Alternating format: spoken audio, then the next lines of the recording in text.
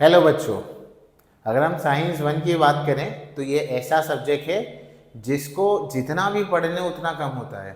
कई बच्चों के साथ ये प्रॉब्लम होती है कि सर अपने साइंस वन पढ़ के तो गए पर जो भी पढ़ के गए एग्जाम में वो आया नहीं।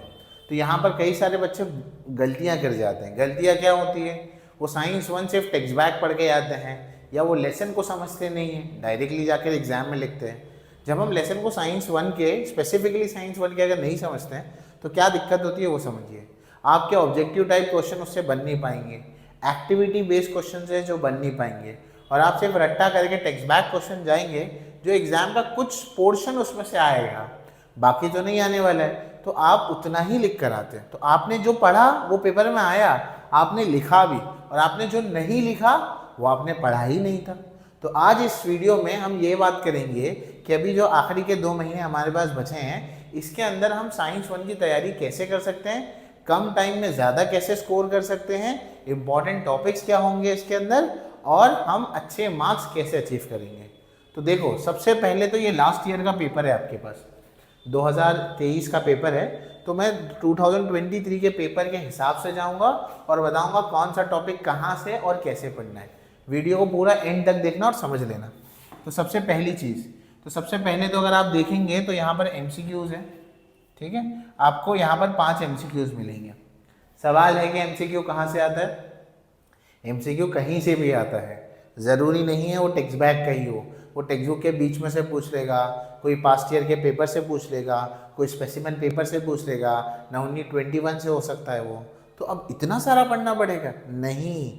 सबसे पहली चीज़ मैं हमेशा बोलता हूँ, साइंस के हर वीडियो में आपको मैं ये बोलता हुआ सुनाई दूंगा कि अगर आपको साइंस पढ़ना है तो आपको टेक्स्ट बुक पढ़नी पड़ेगी, टेक्स्ट बुक समझनी पड़ेगी। अगर आपने टेक्स्ट बुक समझ ली है तो MCQ आपके लिए 2 मिनट का भी काम नहीं है।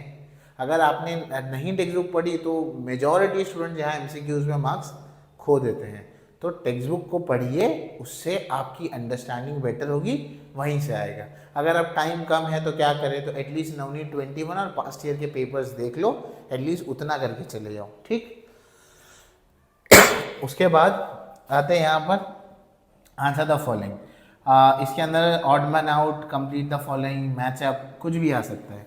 अगेन ये कहाँ से करना है? अगेन ऑब्जेक्टिव है तो ये टेक्स्ट बुक से ही होगा। मेरे साथ रिपीट करो, ऑब्जेक्टिव है तो कहाँ से आएगा? टेक्स्ट बुक से ही आएगा। ज़रूरी नहीं कि टेक्स्ट बैक का ही हो।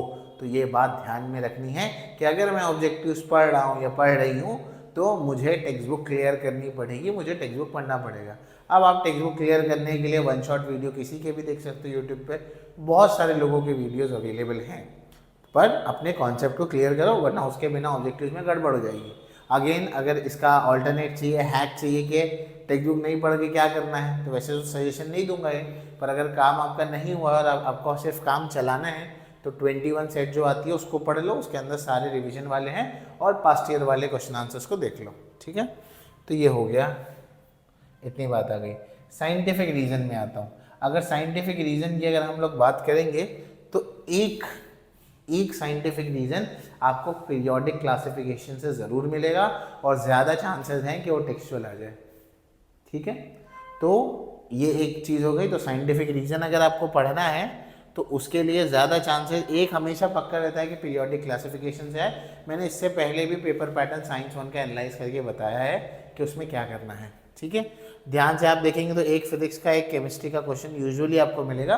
तो ऐसे डिवीजन होगा कि एक फिजिक्स और एक केमिस्ट्री का क्वेश्चन आए, उसमें से ये क्वेश्चन वहाँ से हो सकता है। बाकी दोनों क्वेश्चंस कहीं से भी हो सकते हैं। यूजुअली क्वेश्चन जो है, एक क्वेश्चन इलेक्ट्रिसिटी का बनता है और एक पीरियोडिक क्लासिफिकेशन ऑफ एलिमेंट्स का बनता है, ठीक।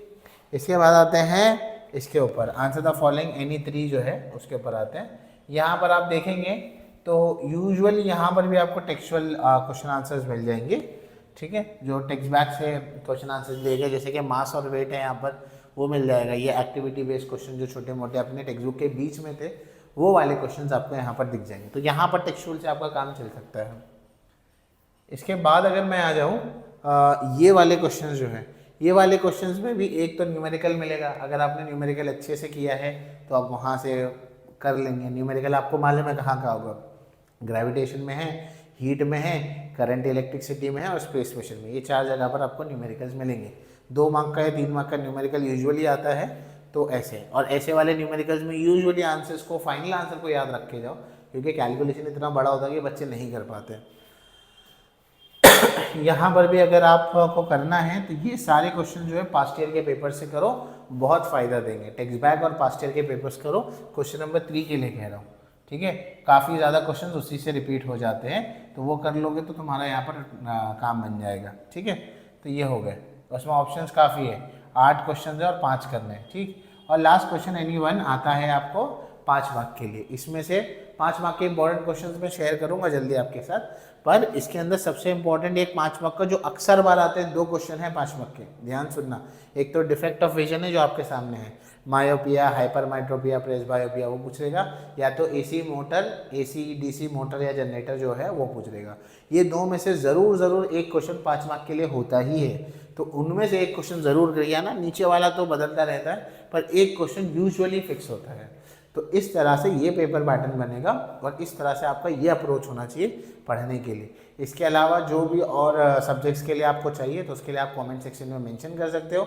वीडियो को थोड़ा सा शेयर करो, काफ़ी सारे लोग जो हमें देख तो रहे हैं पर सब्सक्राइब नहीं कर रहे हैं। सब्सक्रिप्शन से ये होता है कि हमें भी मोटिवेशन मिलता है कि हाँ ज़्यादा लोग हमें देख रहे हैं, तो जब ज़्यादा लोग हमें देख रहे हैं तो हमें भी मोटिवेशन आता है कि हम और काम करेंगे। वरना अगर वीडियो का रिस्पांस कम आएगा तो गड़बड़ हो जाती है। तो वीडियो का थोड़ा रिस्पांस को बेटर करो, लाइक्स को थोड़े से बढ़ाओ, सब्सक्राइबर्स को बढ़ाओ। Till then keep working hard, all the best, bye.